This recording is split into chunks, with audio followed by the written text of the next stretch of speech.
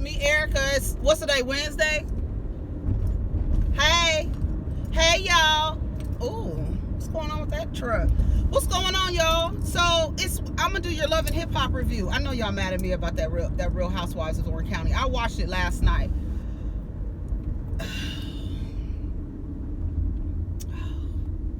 I'm trying to think, should I do Real Housewives or Love and Hip Hop? Which one should I do? Real Housewives or Love and Hip Hop? Look at my hair, it's too long. It's getting cut. I'm cutting that shit off.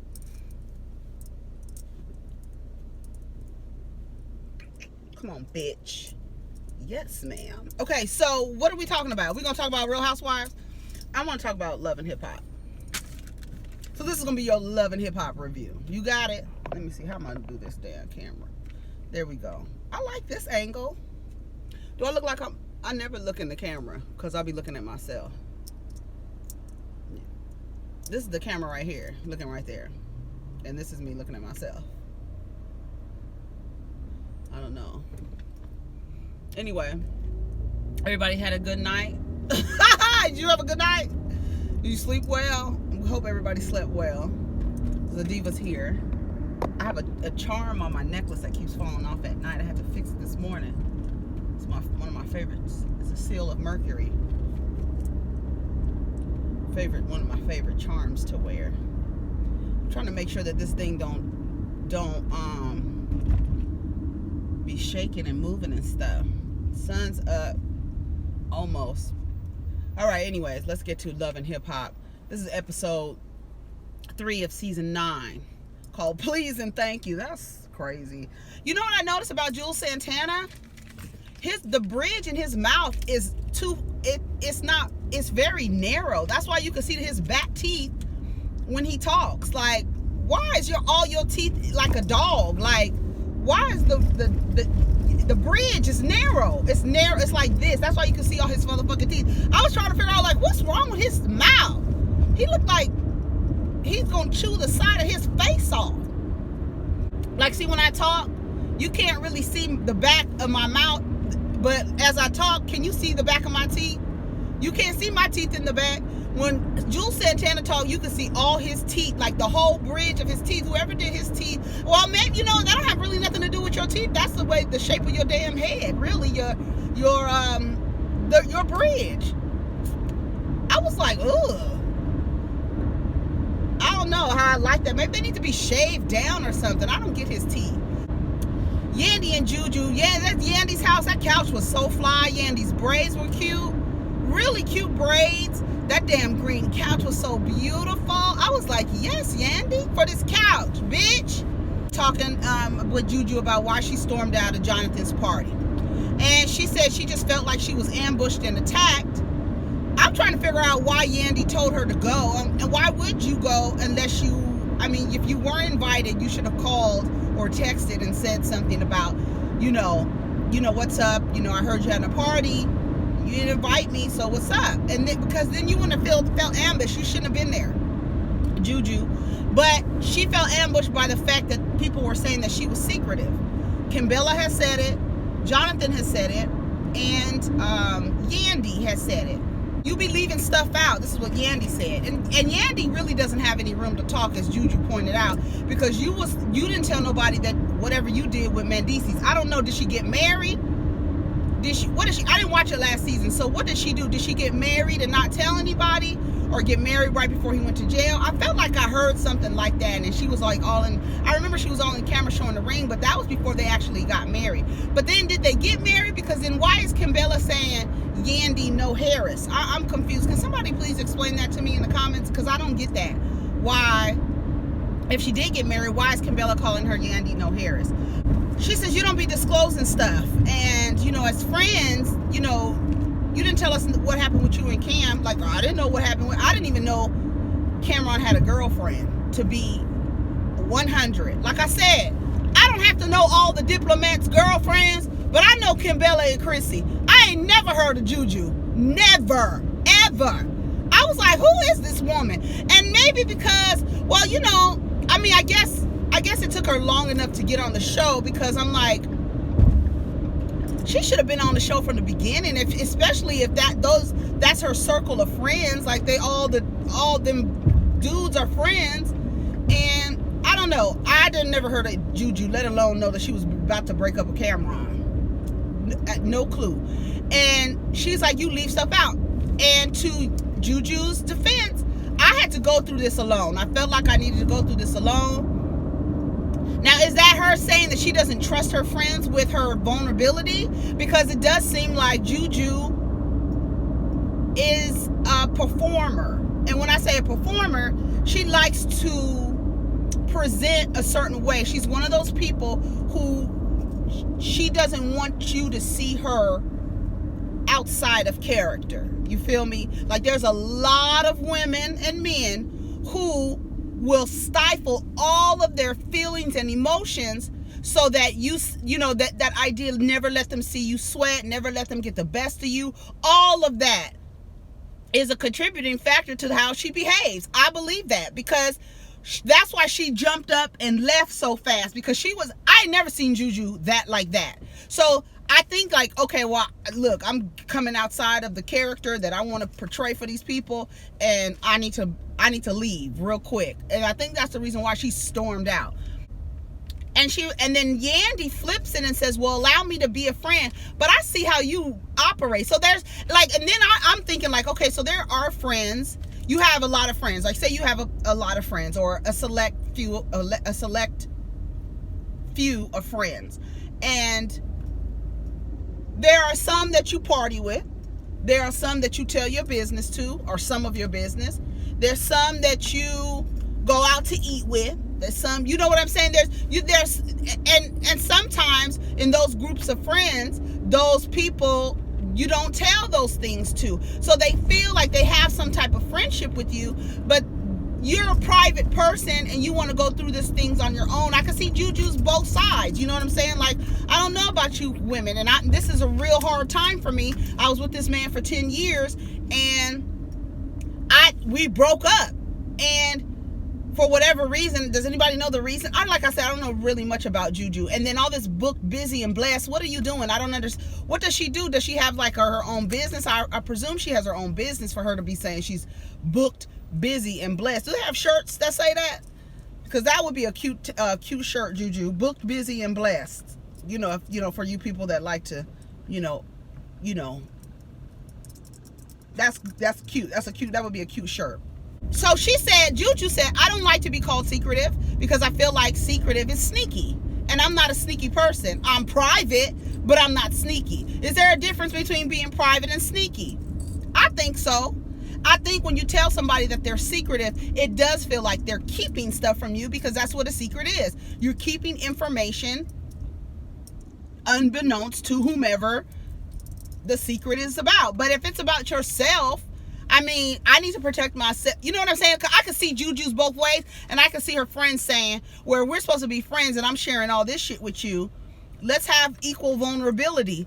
But to Juju's point, Yandy, you didn't tell nobody when you went off and got whatever this kind of marriage you have, when you did that, and Yandy was just looking like, okay, but she gave her reason. So why is Juju's reason less important than your reason? See, that's why. But Juju and Yandy, like I said last episode, they're a lot alike. And that's probably why seems like they bump heads a lot, because based on what Remy said, when she said, when you get mad at Yandy, you'd be like, okay, Yandy, see? So maybe that's like a normal thing that they butt heads. I don't know. But she was like, don't call me secretive. I don't like to be called secretive because I feel like that's sneaky. And I wasn't ready to share with y'all.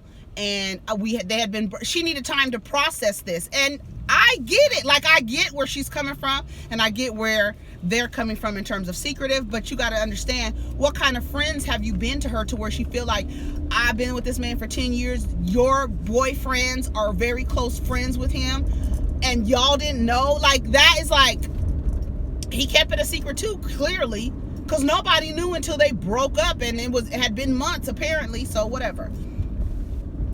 Rich meets with Jaquae, and Jaquae mentions again that he is a Sean John model. The people in the comments said Sean John is still sold at Macy's. That's wonderful. But maybe I just don't be in magazines like that to see that there's ads running that you can be a model for Sean John clothing. But he's also a songwriter or a hook writer or whatever. I don't know who Jaquae is. I'm really out the loop with that, so I don't know.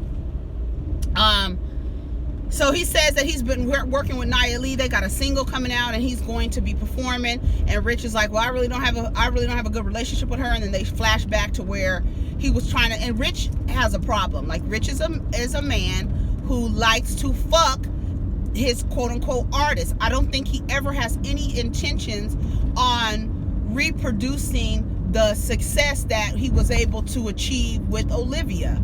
I don't think so. Like, I don't think he'll ever have that again. And yes, he's working, and yes, people respect Richie Dollaz, but it seems like, you know, that's the reason why a lot of people don't really fuck with him, because every person that you were managing or whatever, you were trying to put your penis in them, and that doesn't make for a good business relationship, especially if that's all you wanted and their expectations are, please, you know, help me. And I don't know why these women continue to fuck with Rich Dollaz knowing his history. Like, look at his history. I'm not doing that. And so Rich, wait a minute, what have you done? Rich, what? Oh yeah, so that's what he said. Rich asked Jaquae to write for his new artist. So he's like, yeah, okay, like, you know, let's come to the showcase or whatever that he's doing with Nia Lee and introduce me to your artist and blah blah blah. So okay, Jonathan and Sin and Anais and Kimbella meet. I didn't know Anais was on this season. I just thought she was a friend of the show, but she got her whole little family up in there. She's hilarious to me. She's just like, listen, these kids is getting on my damn nerves. I love them, but baby, but that scene is until later. What's going on? Why are they driving so fast? Why are you driving so fast? So Jonathan wants to meet with Anais, Kimbella, and Sin because he's expecting an apology for their behavior at his party, which is wrong. You can, I don't, all these, it's like this is a theme, people apologizing, right? And what you expect, and who in the hell do you think you are to expect an apology out of somebody? This is the thing. You can say to them, get them around and speak to them about how you felt about their behavior at their birthday party, and then you give them the opportunity to make the effort to apologize. But you're going in expecting an apology, you're going to be disappointed if after you explain how their actions hurt you, they don't apologize. So he comes in with this very aggressive attitude, which that seems to be, it's like a is it suppressed aggressiveness? Is that what it is? Because it's like he tries to maintain his composure, but he's very, like, you know, very, very expressive, and it's very aggressive. Jonathan, you're gonna have to get out of my face with all that. It's too much, Jonathan. So he's expecting an apology out of these women. They get there, Anais and him get into a huge argument. The same way it happened, like, it's just like explosive all of a sudden. It's like, why in the hell are you guys arguing like this, hollering and screaming? What is that all about? Like, what are you doing that for? He's gonna confront them. I was defending you, Anais says. I was defending you. He's like, well, I didn't need defending from Juju. She was fine. And then she was like, you're my motherfucking brother. And he's like, you're my sister and all this other stuff. She's getting in his face. And then they're like, well, we don't have to be friends. I'm like, what the fuck is going on? It was just too much. She leaves again. This is the second scene Anais done left before everything can, you know, you done left again with her. And I guess she's like, based on what I've seen is going on in her house, she's leaving because I don't have time for any of this. But at the same time, you coming in aggressive as fuck too. Like, I don't get it. I didn't understand why they were screaming like that. Kimbella leaves too because they get into it, and she was like, well, the way that you were saying shit about saying that Juju was secretive. I didn't say all of that. So I'm trying to figure out what Kimbella is really angry about. I mean, what was actually said, because she's angry saying that he was trying to make some mess out of it. Like, it seemed like you guys are talking behind her back. And instead of coming to Juju and say, you know what, Juju, we just feel like you're not sharing with us, whatever, and give her an opportunity to explain. But this talking, like, she feels like y'all was talking behind her back. And the way that Jonathan is making it seem, Kimbella doesn't want it to appear as if she's talking behind Juju's back. Because there's a thing, you know, friends do talk amongst each other when someone is not there. That's a fact. And we're not going to act like that doesn't happen. But it's the tone and the intent of the conversation. Are you speaking with malice? Are you reveling in their misfortunes? Or are you coming from a place of genuine concern? Like, you know, I'm really concerned about whatever. I really want to be a friend to her, but she's not talking to me. Like, is she talking to you? You know what I'm saying? Like, people talk about each other. I don't care what anybody says. And I always say, you can tell a lot about a person by the way that they talk about their friends when they're not there. Period. If my friend isn't here and I'm talking about her, how are you talking about her? Are you concerned?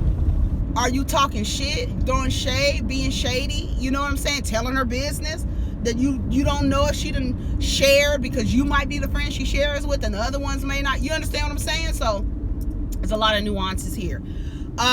Jonathan is hollering and screaming, and he tells Kimbella too, I don't care. Kimbella was like, let's just leave it at that. And she walks away too. Sin is looking like, what the fuck is going on, y'all? Y'all doing the most. Sin is just quiet. I bet Joe was like, don't get involved in none of that shit. Don't get involved in none of it. Juju goes and meets with Remy Ma, and Remy Ma and her little stomach. Well, I finally see her stomach. I really think it's weird that women, I mean, I don't know what it is. That's why I'd be like, you know, I don't know. Hiding your stomach, I think it's just odd. I don't know. She has some type of eating disorder or body dysmorphic disorder where she doesn't want to appear. But you're not fat. You're pregnant. You are carrying a human being in your body. Khloe Kardashian did the same thing, bragging about how to hide your baby bump. Bitch, you're in creative mode? You are in supreme God mode right now, and you want to hide it? Like, if you don't get, y'all stupid for that. I don't get it. I don't understand it. And somebody can explain to me. I could only attribute it to a bad some body image issues. That's the only reason I can think why a woman would want to hide her stomach, is some body image issues. That's it. That's the only thing I can think of. I can't think of nothing else why you want to hide your pregnancy. I don't understand it. I was like, why is Khloe, every time she's bragging about and doing Snapchat things on how to hide your baby bump? That's not funny. That's not cute. It's not cute. It's not cute. Why don't y'all make some maternity clothes for bitches like you that want to dress in the way that you want to dress while you're pregnant? How about doing that? Anyway, Juju brings her a cheeseburger. I thought that was funny. I guess that's what she's been craving. You see how she told Papoose don't bite her sandwich, and he was like, don't worry about it, I'm not gonna eat it. She said, no, I didn't say don't eat it, I said don't bite it. See, some niggas, you have to be very, very clear, because they'll figure out a loophole to say, I didn't eat it, I just took a bite. Don't bite my shit. Don't take a bite. Don't eat it. Don't nothing. Don't touch it. Put it where I asked you to put it, and don't fucking touch it. So she starts talking to Juju about, you know, Remy Ma has a clothing line, and the portions of her clothing line is going to go to women who are just getting out of prison, who don't really have any kind of, you know, any of the essentials and the necessities to make it. Because, you know, the truth is, the prison system doesn't do anything to rehabilitate people. It's a business. So what it wants to do is find you guilty of something, make you pay to whatever your crime is, and then do the time in there, and then provide cheap labor. So once you come out, I don't care what happens to you when you get out of jail. You did what you were supposed to do for me. as a ward of the state or whatever, or the federal government, whatever. I don't give a fuck about what you need when you get out. So I believe that it is a good idea. I think it's a wonderful idea, and it's something that she can identify with. So you know she's passionate about it. And to me, I feel like when you work on things that you're passionate about, the blessings and the rewards are granted to you. Universe will say, you know what? This is something that you're passionate about. You are in a constant state of gratitude when you are working with your universally given gifts. Do you understand me?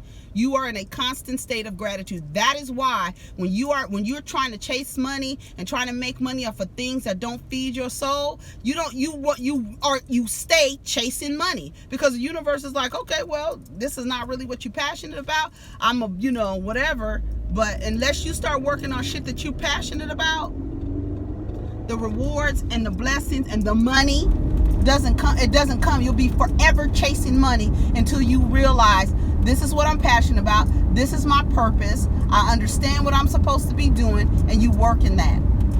Period. So congratulations to Remy Ma. I think it's wonderful. This is something, again, that she's passionate about, and I hope that it produces the results that she's intending on it for it to do. I hate drivers who have no sense of depth perception. Why in the fuck would you pull out in front of me and I'm driving so fast? And it's a woman. I tell you, women have a bad sense of depth perception. I really believe that. That's why they fuck niggas with small dicks. Okay, anyways, let me shut up. That wasn't nice. But I believe that women do have female humans have a poor sense of depth perception. That is just based on people pulling out in front of you. You can't see how far the car, you have no sense of how far the car is that is coming at full speed ahead, and you pull out in front of them like, la-di-da, I'm looking at the rainbows. Like, bitch, no, you can't do that. You can't do that. And it's always a woman pulling out in front of somebody that is coming really, really fast and can possibly rear in the back of your fucking shit. But anyways, look it up. Tell me if I'm wrong. That's just my idea based on experience. I haven't tested the theory. I've just observed it.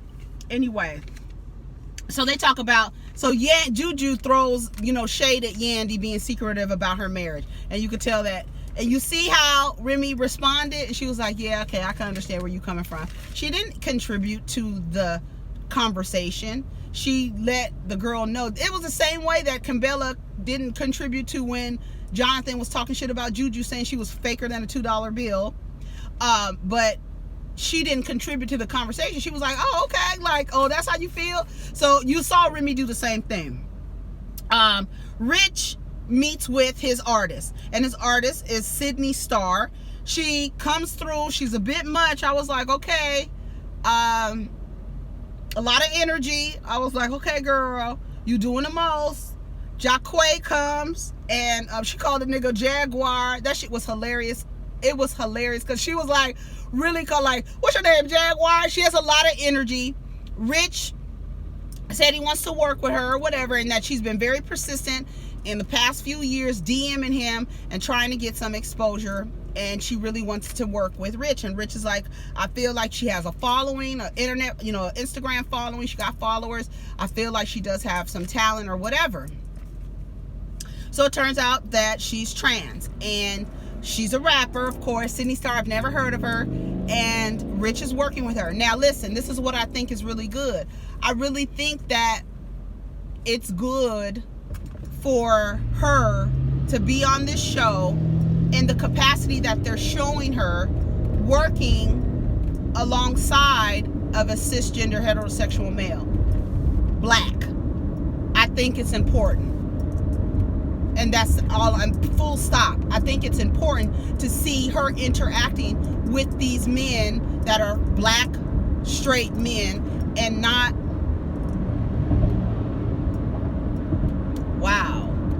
and not feel like her life is in danger, and not feel uncomfortable.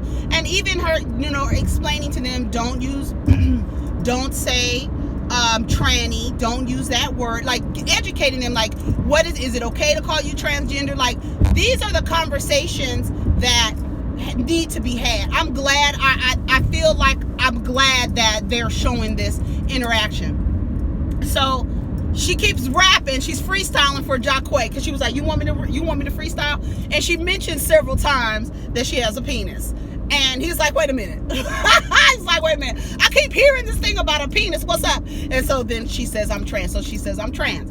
And he says, okay, that's fine, whatever. But I don't know what she was doing. He was giving her tips on, like, because I was like, all that rapping she's doing the most. Like, it was just too much. A lot of energy. She does need some, how do you call it? You would call it normally A&R, but like some kind of, it's too much. Her like the way that she came in towards Nia Lee, it's just too much. You don't have to be like that. It's just too much. So she's rapping or whatever, and she meets with her friend who explains, I think I'm skipping. Oh yeah, I'm gonna go back.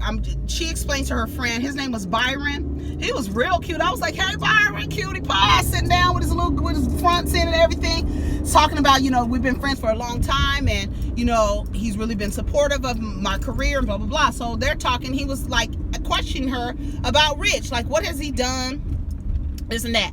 So she's like, okay, he's worked with Erica Mena. He was like, and what has she done musically? Nothing. And I mean, I can't even front. I don't think he was hating on Rich. I think he was being factual. So she was like, we'll see. We'll see if we can work. And I just don't want anybody to fuck with him for working with me, and then that discourage him from working with me. And that's a legitimate concern, because people are going to say something about Rich working with a trans woman. And that's just what it is. People are going to have something to say. My thing is, Rich, be that person to be like, I don't give a fuck. Like, she has talent, and we're going to figure out a way to make her known, or, make her successful. And that's it. If Rich can do it, then let him do it. You know what I'm saying? So that's it. Anais and Ruben. How old is Ruben? That's her husband. That nigga is he old? Like, I don't know nothing about Anais. I just have seen her a couple of times on a few episodes, few clips, but I don't know like her story. I did watch clips of her on YouTube singing in Spanish. That bitch can really sing. Like, I was like, okay. Somebody sent me a clip of her singing Rihanna, but I was like, no, I want to see her singing in her language. And that girl can sing. I was like, okay, Anais, and has had a lot of success. But I guess she wants to be the way that Amara La Negra wants that fame in the American markets. Okay. She's saying that she's frustrated. These kids, her kids are cute. Are they twins? I don't know what's going on. I don't know too much about Anais. So I guess I might have to do some research. But he was like, do you want me to help? Is he her manager? I don't know what's going on. But she's like, I'm really trying to be successful, and I don't feel like it's working for me. She gets emotional about it. I've been working for this for 15 years, and I don't know why it's not happening for me. She was like, I'm a star, honey. I'm a star, and I'm over here doing laundry. A star doing laundry. I was like, come on, Anais. I like her. I don't know what it is about that girl. But everything about, like, her voice, I like her. Like I said, I don't even need to go through what I said I liked about the girl. But I like her. I like her attitude. I don't know what it is. She might get on my nerves later on in the season, so I don't know yet. But she was talking about how her friends are not, she needs support. And that's probably the reason why she keeps leaving. It's like, I got all this shit going on. I don't need my friends to be fussing and fighting with me. I need all the support that I can get. So, granted. So, Juelz and Kimbella, they say he's going to either do 18 to 24 months, 27 to 37 months, or 47 to 57 months. What are you going to do? Kimbella keeps asking him. And then she starts talking about how he doesn't own up to his responsibility. And, he leaves. I don't know what song he's rapping about being in jail already. I don't know how you can effectively have a song like that and you don't have the experience. I can understand, like, that's a lot of rap. People who rap about experiences that they've never had. But he's rapping about being in jail. Kimbella's telling him he doesn't own up to his responsibility, and the drugs are a contributing factor as to why he's here. And he does not want to admit that he has an addiction. It's clear. He doesn't want to admit, and she's trying to get him to admit it. And that's gonna be the first step, Juelz. You gotta admit that these drugs that you was doing put you in a situation to where you made some poor decisions. And that's what you need to be focusing on when you do your time. So I don't know how long he's gonna do. How long is it? Did somebody say 5 years or something? He took the plea. I don't know what it was. But he said even if he does take the plea, even after taking the plea, the judge can still give him whatever time he wants to give him. So why are you making him go through this? Give him the time you're going to give him. Why are you making him make a decision like that and then still like beat you down with some extra shit afterwards? Like, I don't know. This criminal court system and justice system is it's real shady, real fraudulent. Remy, Juju, and Yandy Me. Even Remy says that Yandy is her normal annoying self, right? And she's saying how she's trying to mediate, and then Juju says, I can talk for myself. I just don't really appreciate you telling me that I'm secretive. I don't like to be called secretive. And you didn't tell us about what you went through with Mendices. And she starts explaining, we had to do everything so fast and I didn't tell anybody and blah, blah, blah. Like I said, what's the difference? And me not telling you my business and you not telling me your business. You didn't tell me, I didn't tell you. And then Yandy tries to flip it, was like, well, it's all right that you don't trust me. Yes. Okay, bitch. And she was like, no, it's not. Then they started about to start bickering again. And then Remy was like, no, let's go eat. So Yandy tried to get that little passive aggressive dig in, like, it's okay that you don't trust me. Okay, bitch, as long as you know, then we're good. Nia Lee and Jaquae is performing, and Rich Dollaz comes in, and they're talking about it's a big hit. I have never heard the song or whatever. She walks up very aggressive. Sydney walks up very aggressive to Nia Lee and just real aggressive. At first she did come through like she said she did, like, hey, what's up? But then she was like very like, and who are you? I'm his girl and this and that. And I'm so glad that Rich was like, stop. We're not about to do this. We don't need to do this. That's it. And Nia was still trying to get Rich together, saying that he has some shady business practice because he likes to fuck every woman he's managing. And Nia Lee said she had a baby, she's changed, and all this other stuff. So great. When they remove Sydney and move her to the bar, Rich takes her to the bar. Jaquae says, what the fuck was that all about? Like, your energy was real foul, and I'm not gonna work with anybody who has energy like that. And she kind of looked like, okay, and then she's trying to explain herself. But at the same time, I get what Jaquae is saying. That's my home girl. You want me to write for you. You come up with this crazy ass energy and talking shit and stuff.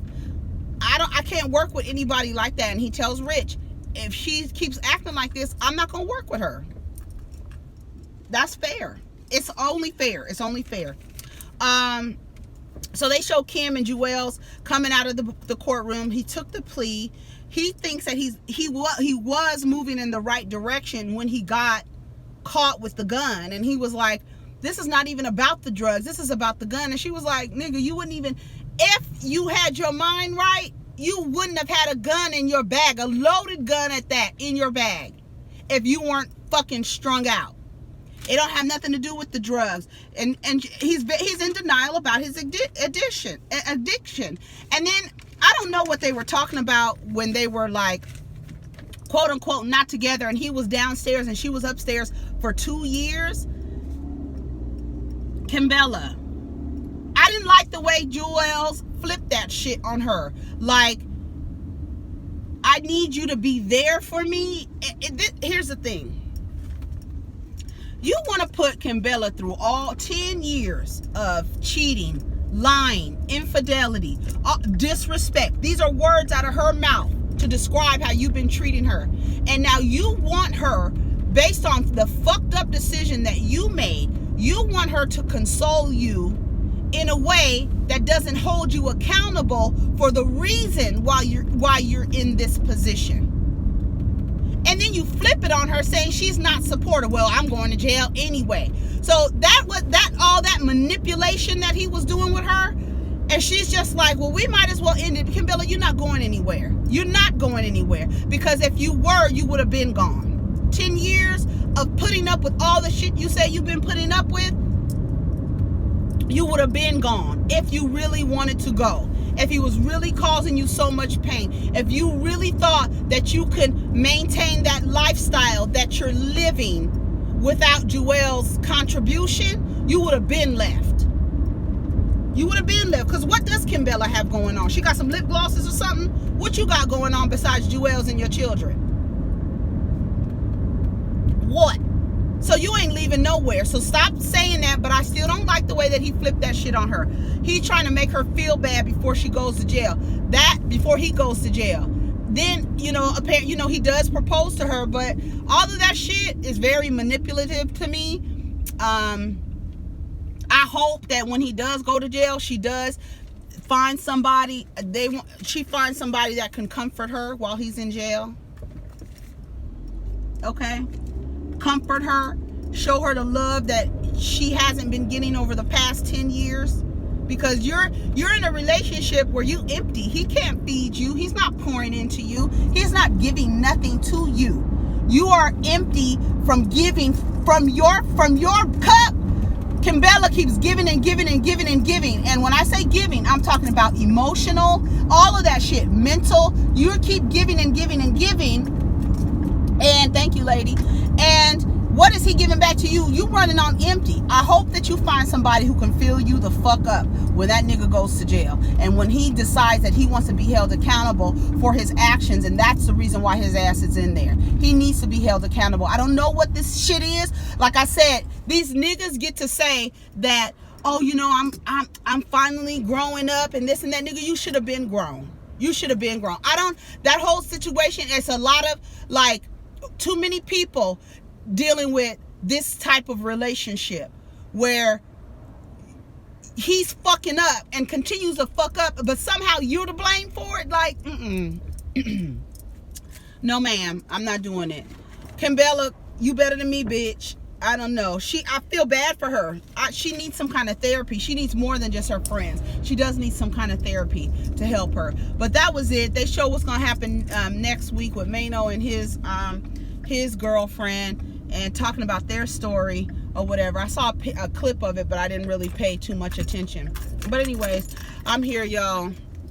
Y'all have a wonderful day, and tell me what y'all think in the comments, and we'll chat later. Take care of each other and protect your energy.